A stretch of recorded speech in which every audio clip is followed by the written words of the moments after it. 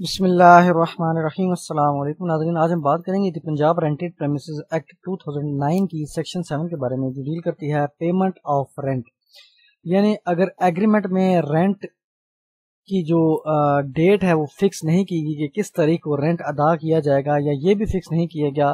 کہ رینٹ کس ذریعے سے ادا کیا جائے گا، کیش میں ادا کیا جائے گا، چیک کے تھرو کیا جائے گا، تو قانون کیا کہتا ہے کہ کس طرح پیمنٹ کی جائے گی رینٹ کی۔ اس سے پہلے آپ کو بتاتا چلو کہ آپ نے ہمارے چینل سیکھ لیتے ہیں کو ابھی تک سبسکرائب نہیں کیا تو آپ کر سکتے ہیں، تاکہ فیوچر میں آنے والی ویڈیو سے آپ بر وقت مستفید ہو سکیں۔ A tenant shall pay or tender the rent to the landlord in the mode and by the date mentioned in the tenancy۔ اب شروع میں تو سب سیکشن 1 میں تو بتا دیا گیا، ٹیننٹ پر پابندی عائد کر دی ہے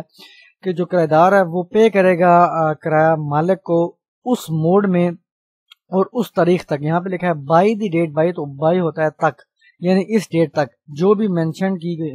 گئی ہوگی ٹیننسی ایگریمنٹ میں۔ اب یہ تو ہو گیا ٹیننسی ایگریمنٹ جو موڈ آف پیمنٹ ہے وہ بھی مینشن کیا گیا ہے، اور ڈیٹ ادائیگی جو ہے اس کی رینٹ کی وہ بھی لکھی گئی ہے۔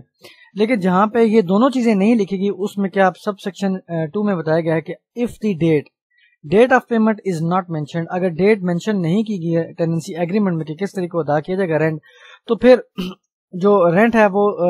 Not later than 10th day of the following month. اب جو 10 تاریخ کو ہے ہر ماہ کی ادا کیا جائے گا اگلے ماہ کا کرایہ فالوئنگ منتھ۔ اور اسی طرح اب اگر موڈ آف پیمنٹ بھی مینشن نہیں ہے اس ایگریمنٹ میں، باقی شرائط مینشن ہے، یہ کچھ رہ جاتی ہیں یا کچھ نہیں بھی کرتے،